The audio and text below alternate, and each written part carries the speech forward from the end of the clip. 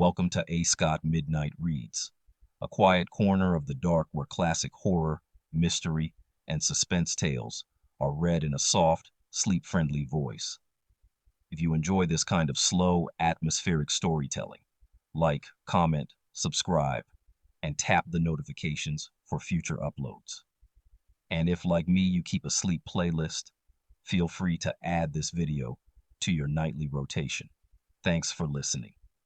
Tonight's story is The Terror of Blue John Gap by Arthur Conan Doyle, a physician's record of isolation and inquiry, where a quiet valley conceals a hidden passage and something that moves beneath the earth with sinister purpose. Settle in, let your thoughts drift, and let the dark do the rest. Good night. All night. For all nights. The Terror of Blue John Gap, written by Arthur Conan Doyle. The following narrative was found among the papers of Dr. James Hardcastle, who died of phthisis on February 4th, 1908, at 36, Upper Coventry Flats, South Kensington. Those who knew him best while refusing to express an opinion upon this particular statement are unanimous in asserting that he was a man of a sober and scientific turn of mind, absolutely devoid of imagination, and most unlikely to invent any abnormal series of events. The paper was contained in an envelope, which was docketed a short account of the circumstances which occurred near Miss Allerton's farm in northwest Derbyshire in the spring of last year.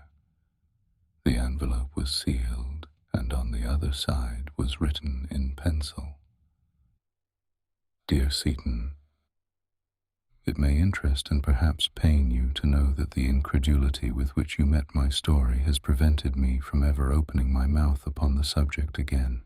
I leave this record after my death, and perhaps strangers may be found to have more confidence in me than my friend. Inquiry has failed to elicit who this Seaton may have been. I may add that the visit of the deceased to Allerton's farm, and the general nature of the alarm there, apart from his particular explanation, have been absolutely established. With this foreword, I append his account exactly as he left it. It is in the form of a diary, some entries in which have been expanded, while a few have been erased. April 17th. Already I feel the benefit of this wonderful upland air. The farm of the Allertons lies 1,420 feet above sea level, so it may well be a bracing climate. Beyond the usual morning cough, I have very little discomfort, and what with the fresh milk and the homegrown mutton, I have every chance of putting on weight. I think Saunderson will be pleased. The two Miss Allertons are charmingly quaint and kind, two dear little hard-working old maids who are ready to lavish all the heart which might have gone out to husband and to children upon an invalid stranger. Truly, the old maid is a most useful person, one of the reserve forces of the community. They talk of the superfluous woman, but what would the poor superfluous man do without her kindly presence? By the way, in their simplicity, they very quickly let out the reason why Saunderson recommended their farm. The professor rose from the ranks himself, and I believe that in his youth he was not above scaring crows in these very fields. It is a most lonely spot, and the walks are picturesque in the extreme. The farm consists of grazing land lying at the bottom of an irregular valley. On each side are the fantastic limestone hills, formed of rock so soft that you can break it away with your hands. All this country is hollow. Could you strike it with some gigantic hammer, it would boom like a drum, or possibly cave in altogether and expose some huge subterranean sea. A great sea there must surely be, for on all sides the streams run into the mountain itself, never to reappear. There are gaps everywhere amid the rocks, and when you pass through them you find yourself in great caverns which wind down into the bowels of the earth. I have a small bicycle lamp, and it is a perpetual joy to me to carry it into these weird solitudes, and to see the wonderful silver and black effect when I throw its light upon the stalactites which drape the lofty roofs. Shut off the lamp, and you are in the blackest darkness. Turn it on, and it is a scene from the Arabian Nights. But there is one of these strange openings in the earth which has a special interest, for it is the handiwork, not of nature, but of man. I had never heard of Blue John when I came to these parts. It is the name given to a peculiar mineral of a beautiful purple shade, which is only found at 1 or 2 places in the world. It is so rare that an ordinary vase of Blue John would be valued at a great price. The Romans, with that extraordinary instinct of theirs, discovered that it was to be found in this valley and sank a horizontal shaft deep into the mountainside. The opening of their mine has been called Blue John Gap, a clean-cut arch in the rock, the mouth all overgrown with bushes. It is a goodly passage which the Roman miners have cut, and it intersects some of the great water-worn caves, so that if you enter Blue John Gap, you would do well to mark your steps and to have a good store of candles, or you may never make your way back to the daylight again. I have not yet gone deeply into it, but this very day I stood at the mouth of the arched tunnel, and peering down into the black recesses beyond, I vowed that when my health returned I would devote some holiday to exploring those mysterious depths and finding out for myself how far the Roman had penetrated into the Derbyshire hills. Strange how superstitious these countrymen are. I should have thought better of young Armitage, for he is a man of some education and character, and a very fine fellow for his station in life. I was standing at the Blue John Gap when he came across the field to me. "Well, doctor," said he, "you're not afraid anyhow." "Afraid," I answered. "Afraid of what?" "Of it," said he with a jerk of his thumb towards the black vault, "of the terror that lives in the Blue John cave. How absurdly easy it is for a legend to arise in a lonely countryside. I examined him as to the reasons for his weird belief. It seems that from time to time sheep have been missing from the fields, carried bodily away, according to Armitage. That they could have wandered away of their own accord and disappeared among the mountains was an explanation to which he would not listen. On one occasion a pool of blood had been found and some tufts of wool. That also, I pointed out, could be explained in a perfectly natural way. Further, the nights upon which sheep disappeared were invariably very dark, cloudy nights with no moon. This I met with the obvious retort that those were the nights which a commonplace sheep stealer would naturally choose for his work. On one occasion a gap had been made in a wall, and some of the stones scattered for a considerable distance. Human agency again, in my opinion. Finally, Armitage clinched all his arguments by telling me that he had actually heard the creature. Indeed, that anyone could hear it who remained long enough at the gap. It was a distant roaring of an immense volume. I could not but smile at this, knowing, as I do, the strange reverberations which come out of an underground water system running amid the chasms of a limestone formation. My incredulity annoyed Armitage, so that he turned and left me with some abruptness. And now comes the queer point about the whole business. I was still standing near the mouth of the cave, turning over in my mind the various statements of Armitage and reflecting how readily they could be explained away, when suddenly from the depth of the tunnel beside me there issued a most extraordinary sound. How shall I describe it? First of all, it seemed to be a great distance away, far down in the bowels of the earth. Secondly, in spite of this suggestion of distance, it was very loud. Lastly, it was not a boom nor a crash such as one would associate with falling water or tumbling rock, but it was a high whine, tremulous and vibrating, almost like the whinnying of a horse. It was certainly a most remarkable experience, and one which for a moment, I must admit, gave a new significance to Armitage's words.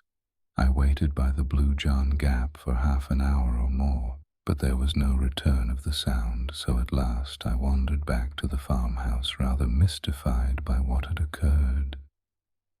Decidedly, I shall explore that cavern when my strength is restored. Of course, Armitage's explanation is too absurd for discussion, and yet that sound was certainly very strange. It still rings in my ears as I write. April 20th. In the last 3 days I have made several expeditions to the Blue John Gap and have even penetrated some short distance, but my bicycle lantern is so small and weak that I dare not trust myself very far. I shall do the thing more systematically. I have heard no sound at all and could almost believe that I had been the victim of some hallucination suggested perhaps by Armitage's conversation. Of course, the whole idea is absurd, and yet I must confess that those bushes at the entrance of the cave do present an appearance as if some heavy creature had forced its way through them. I begin to be keenly interested.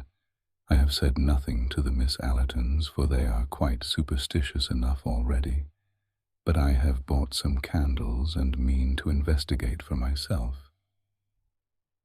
I observed this morning that among the numerous tufts of sheep's wool which lay among the bushes near the cavern, there was one which was smeared with blood.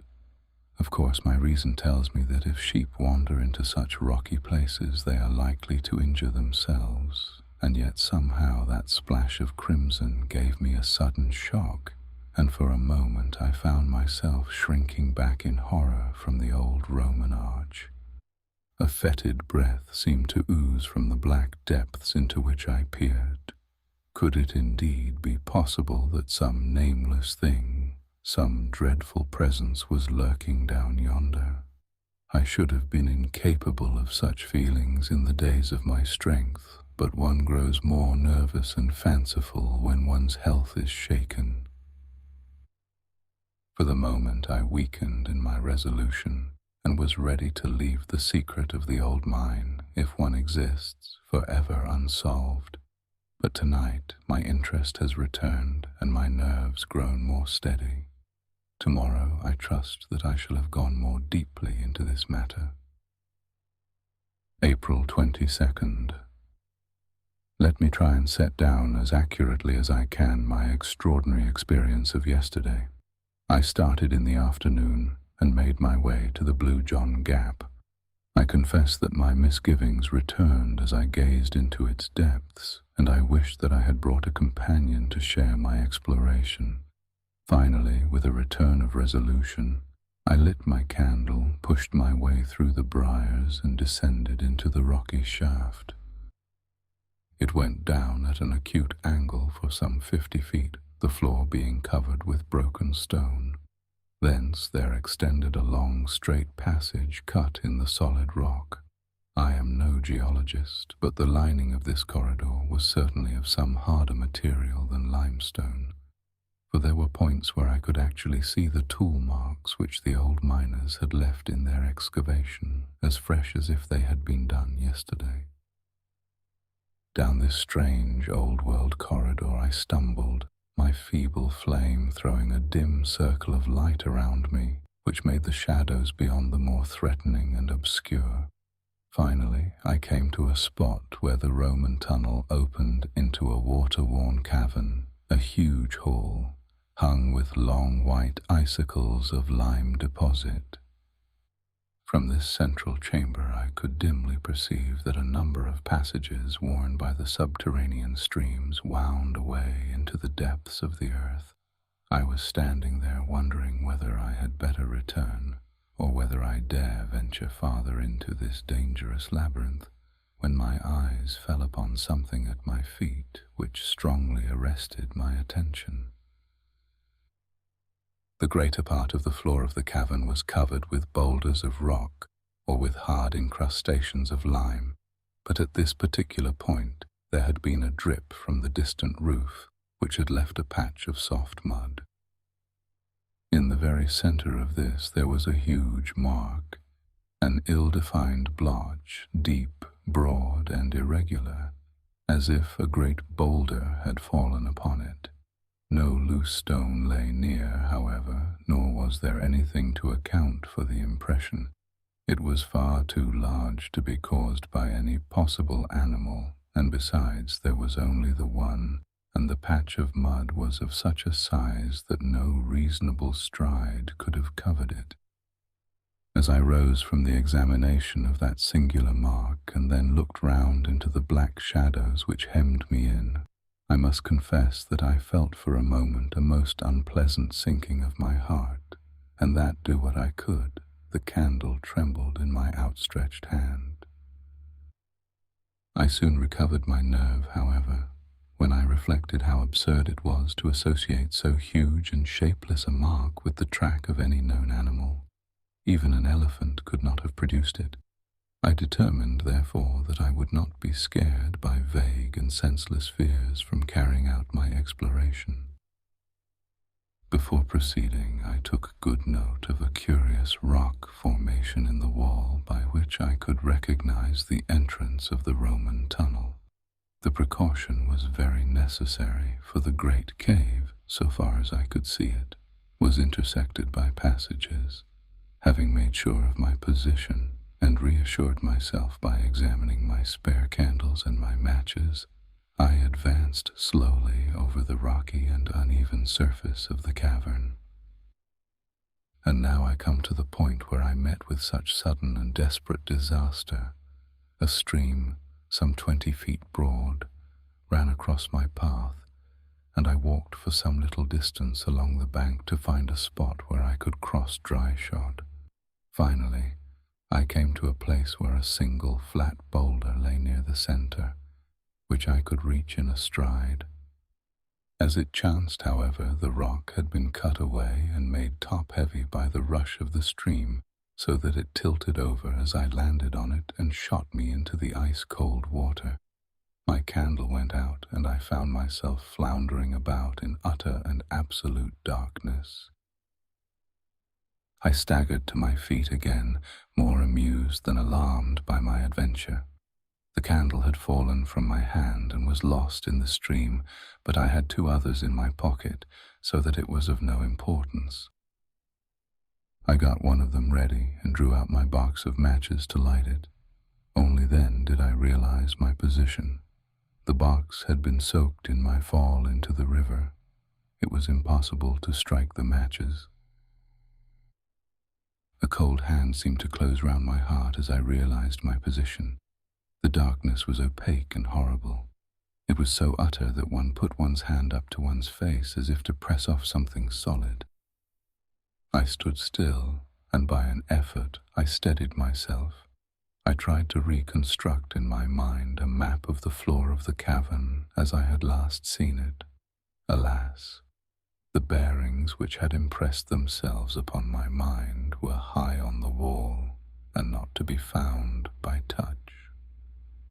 Still, I remembered in a general way how the sides were situated, and I hoped that by groping my way along them I should at last come to the opening of the Roman tunnel.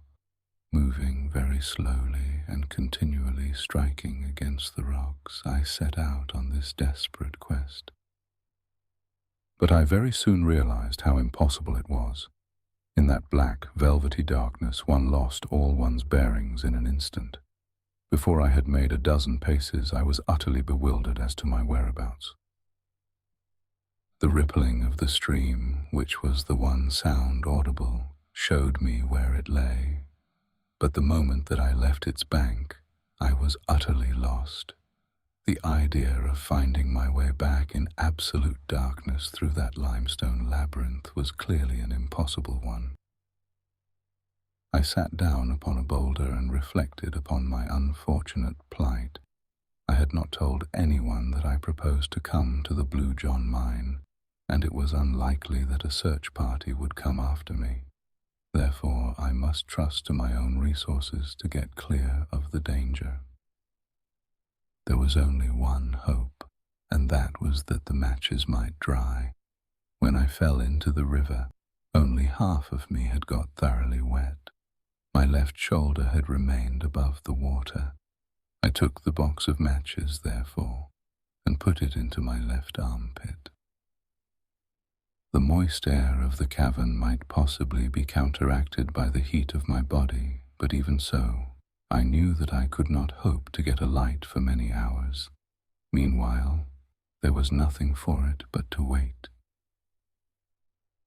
By good luck, I had slipped several biscuits into my pocket before I left the farmhouse. These I now devoured and washed them down with a draught from that wretched stream which had been the cause of all my misfortunes. Then I felt about for a comfortable seat among the rocks, and having discovered a place where I could get a support for my back, I stretched out my legs and settled myself down to wait. I was wretchedly damp and cold, but I tried to cheer myself with the reflection that modern science prescribed open windows and walks in all weather for my disease.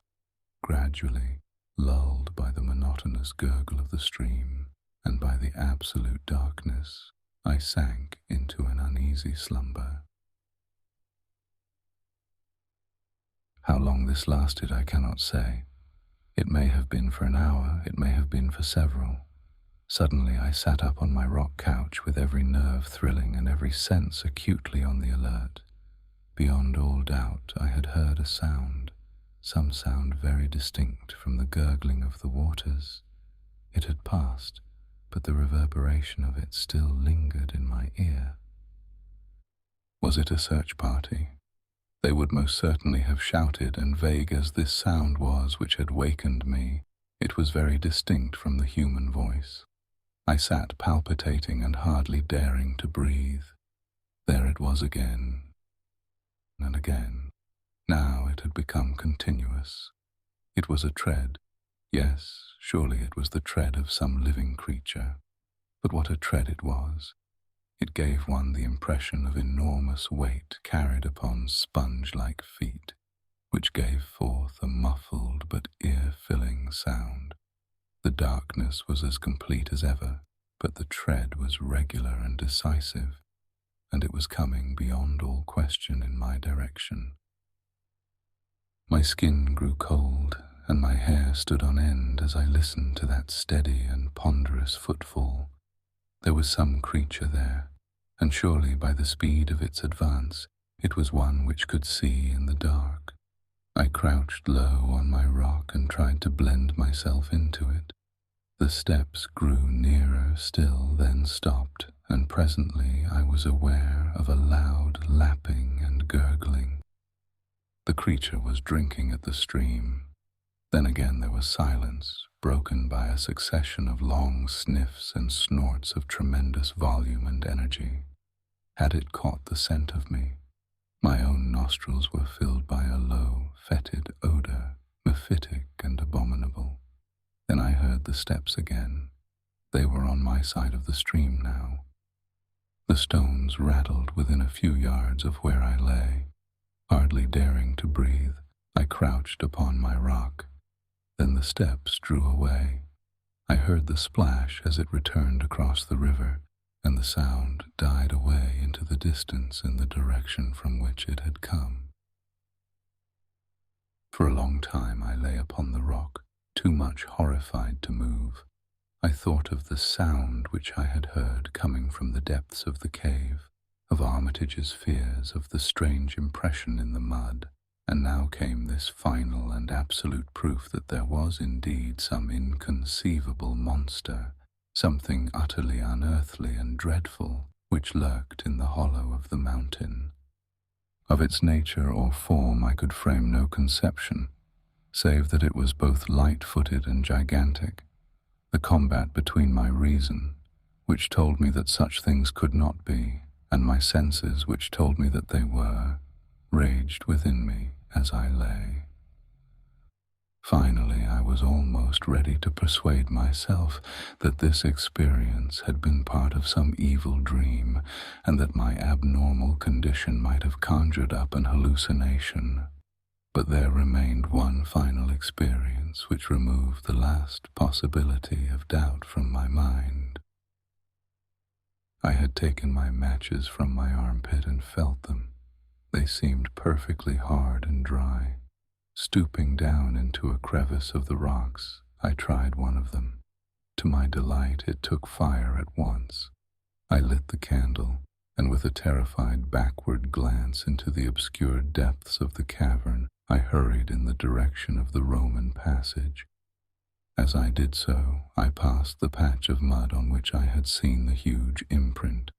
Now I stood astonished before it, for there were 3 similar imprints upon its surface, enormous in size, irregular in outline, of a depth which indicated the ponderous weight which had left them. Then a great terror surged over me.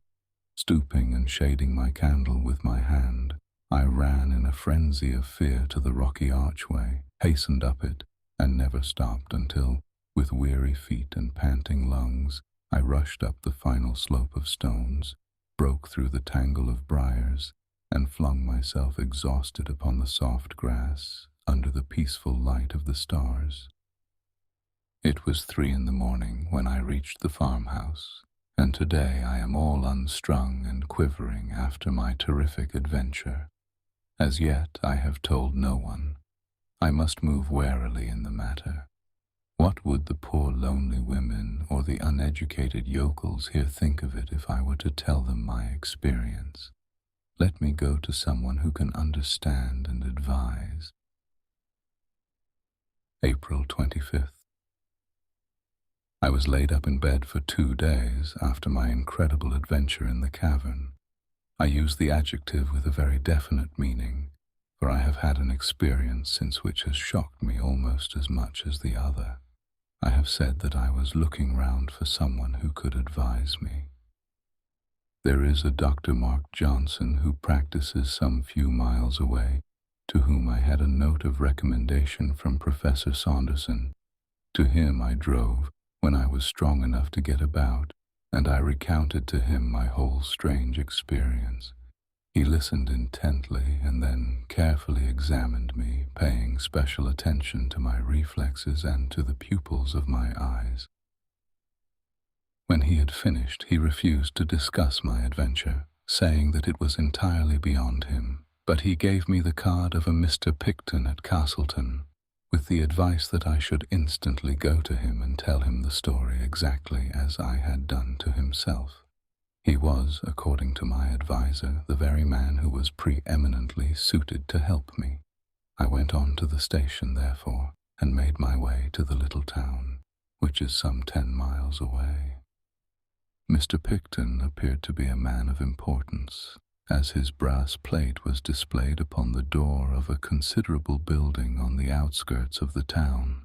I was about to ring his bell when some misgiving came into my mind, and crossing to a neighboring shop, I asked the man behind the counter if he could tell me anything of Mr. Picton.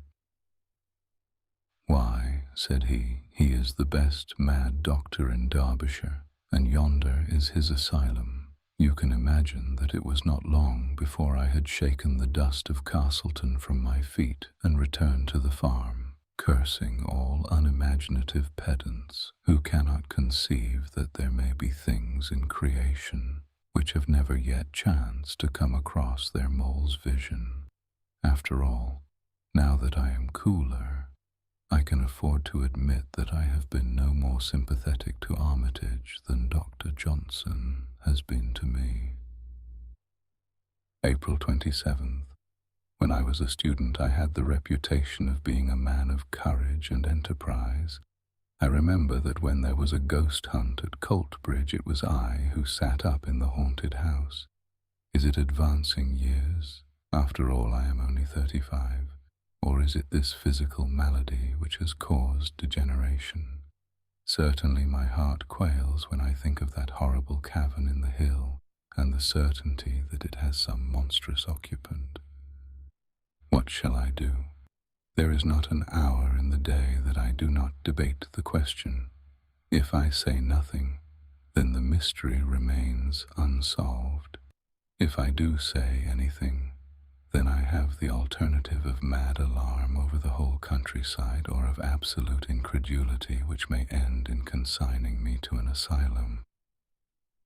On the whole, I think that my best course is to wait and to prepare for some expedition which shall be more deliberate and better thought out than the last. As a first step, I have been to Castleton and obtained a few essentials, a large acetylene lantern for one thing, and a good double-barreled sporting rifle for another. The latter I have hired, but I have bought a dozen heavy game cartridges which would bring down a rhinoceros. Now I am ready for my troglodyte friend. Give me better health and a little spate of energy, and I shall try conclusions with him yet. But who and what is he? There is the question which stands between me and my sleep. How many theories do I form, only to discard each in turn? It is all so utterly unthinkable. And yet the cry, the footmark, the tread in the cavern, no reasoning can get past these. I think of the old world legends of dragons and of other monsters. Were they perhaps not such fairy tales as we have thought? Can it be that there is some fact which underlies them? And am I, of all mortals, the one who is chosen to expose it? May 3rd. For several days I have been laid up by the vagaries of an English spring, and during those days there have been developments, the true and sinister meaning of which no one can appreciate save myself. I may say that we have had cloudy and moonless nights of late, which, according to my information, were the seasons upon which sheep disappeared. Well, sheep have disappeared. 2 of Miss Allerton's, 1 of old Pearson's of the catwalk, and 1 of Mrs. Moulton's. 4 in all during 3 nights. No trace is left of them at all, and the countryside is buzzing with rumors of gypsies and of sheep stealers. But there is something more serious than that. Young Armitage has disappeared also.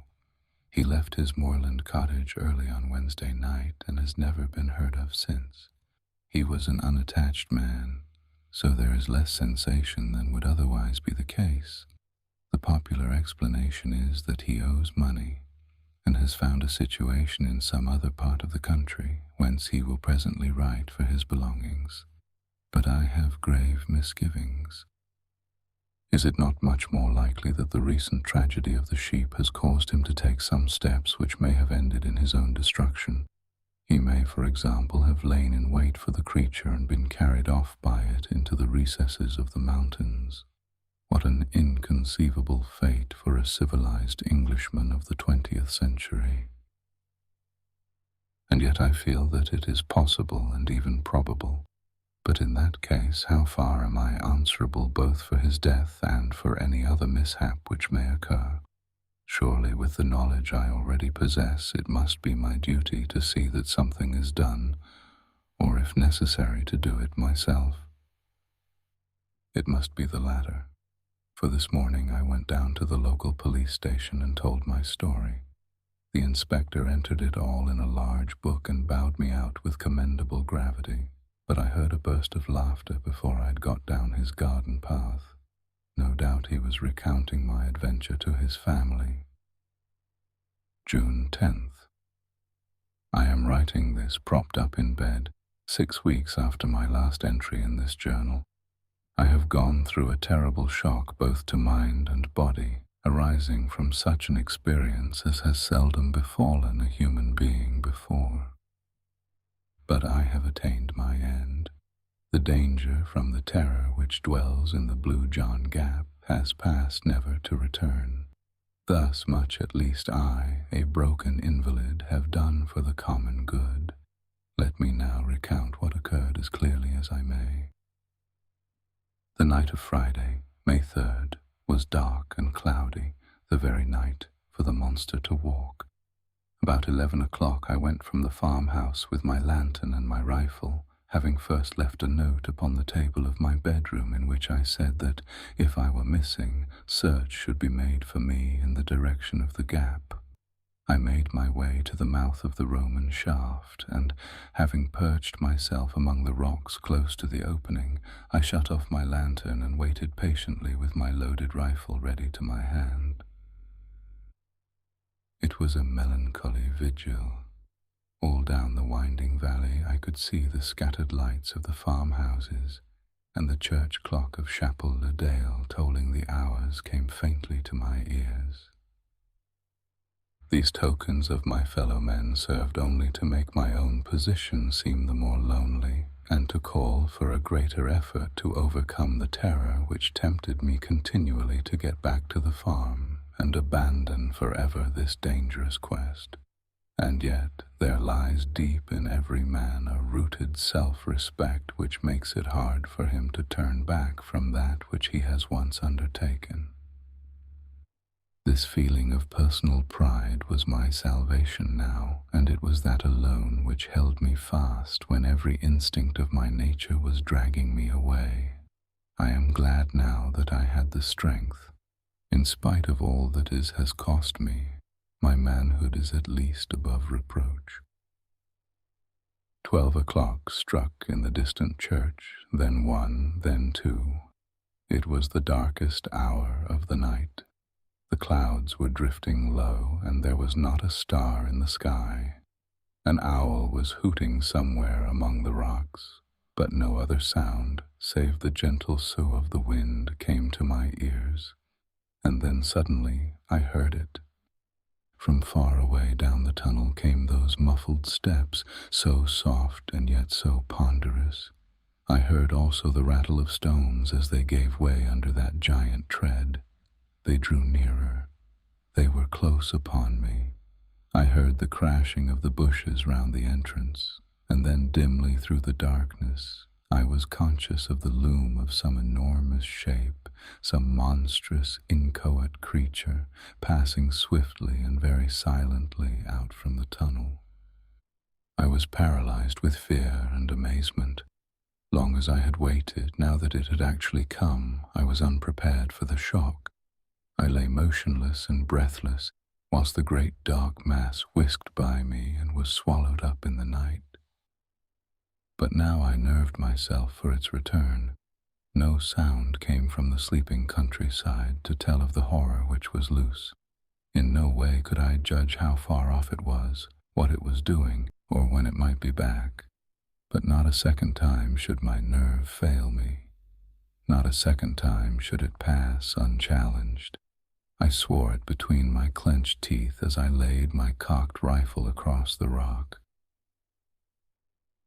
And yet it nearly happened. There was no warning of approach now as the creature passed over the grass. Suddenly, like a dark, drifting shadow, the huge bulk loomed up once more before me, making for the entrance of the cave. Again came that paralysis of volition which held my crooked forefinger impotent upon the trigger. But with a desperate effort I shook it off. Even as the brushwood rustled and the monstrous beast blended with the shadow of the gap, I fired at the retreating form. In the blaze of the gun I caught a glimpse of a great shaggy mass, something with rough and bristling hair of a withered grey colour, fading away to white in its lower parts, the huge body supported upon short, thick, curving legs. I had just that glance, and then I heard the rattle of the stones as the creature tore down into its burrow. In an instant, with a triumphant revulsion of feeling, I had cast my fears to the wind, and uncovering my powerful lantern with my rifle in my hand, I sprang down from my rock and rushed after the monster down the old Roman shaft. My splendid lamp cast a brilliant flood of vivid light in front of me, very different from the yellow glimmer which had aided me down the same passage only 12 days before. As I ran, I saw the great beast lurching along before me, its huge bulk filling up the whole space from wall to wall. Its hair looked like coarse, faded oakum, and hung down in long, dense masses which swayed as it moved. It was like an enormous, unclipped sheep in its fleece, but in size it was far larger than the largest elephant, and its breadth seemed to be nearly as great as its height. It fills me with amazement now to think that I should have dared to follow such a horror into the bowels of the earth. But when one's blood is up, and when one's quarry seems to be flying, the old primeval hunting spirit awakes, and prudence is cast to the wind. Rifle in hand, I ran at the top of my speed upon the trail of the monster. I had seen that the creature was swift. Now I was to find out to my cost that it was also very cunning. I had imagined that it was in panic flight, and that I had only to pursue it. The idea that it might turn upon me never entered my excited brain. I have already explained that the passage down which I was racing opened into a great central cave. Into this I rushed, fearful lest I should lose all trace of the beast. But he had turned upon his own traces, and in a moment we were face to face. That picture, seen in the brilliant white light of the lantern, is etched forever upon my brain. He had reared up on his hind legs as a bear would do, and stood above me, enormous, menacing, such a creature as no nightmare had ever brought to my imagination. I have said that he reared like a bear, and there was something bear-like, if one could conceive a bear which was tenfold the bulk of any bear seen upon earth, in his whole pose and attitude, in his great crooked forelegs with their ivory white claws, in his rugged skin, and in his red gaping mouth, fringed with monstrous fangs. Only in one point did he differ from the bear, or from any other creature which walks the earth, and even at that supreme moment a shudder of horror passed over me as I observed that the eyes which glistened in the glow of my lantern were huge, projecting bulbs, white and sightless. For a moment his great paws swung over my head. The next he fell forward upon me, I and my broken lantern crashed to the earth, and I remember no more. When I came to myself, I was back in the farmhouse of the Allertons. 2 days had passed since my terrible adventure in the Blue John Gap. It seems that I had lain all night in the cave insensible from concussion of the brain, with my left arm and 2 ribs badly fractured. In the morning, my note had been found. A search party of 12 farmers assembled, and I had been tracked down and carried back to my bedroom, where I had lain in high delirium ever since. There was, it seems, no sign of the creature, and no bloodstain which would show that my bullet had found him as he passed. Save for my own plight and the marks upon the mud, there was nothing to prove that what I said was true. 6 weeks have now elapsed, and I am able to sit out once more in the sunshine. Just opposite me is the steep hillside grey with shaly rock, and yonder on its flank is the dark cleft which marks the opening of the Blue John Gap. But it is no longer a source of terror. Never again through that ill-omened tunnel shall any strange shape flit out into the world of men. The educated and the scientific, the Dr. Johnsons and the like, may smile at my narrative, but the poorer folk of the countryside had never a doubt as to its truth. On the day after my recovering consciousness, they assembled in their hundreds round the Blue John Gap. As the Castleton courier said, it was useless for our correspondent, or for any of the adventurous gentlemen who had come from Matlock, Buxton, and other parts, to offer to descend, to explore the cave to the end, and to finally test the extraordinary narrative of Dr. James Hardcastle. The country people had taken the matter into their own hands, and from an early hour of the morning they had worked hard in stopping up the entrance of the tunnel. There is a sharp slope where the shaft begins, and great boulders, rolled along by many willing hands, were thrust down it until the gap was absolutely sealed. So ends the episode which has caused such excitement throughout the country. Local opinion is fiercely divided upon the subject. On the one hand are those who point to Dr. Hardcastle's impaired health and to the possibility of cerebral lesions of tubercular origin giving rise to strange hallucinations.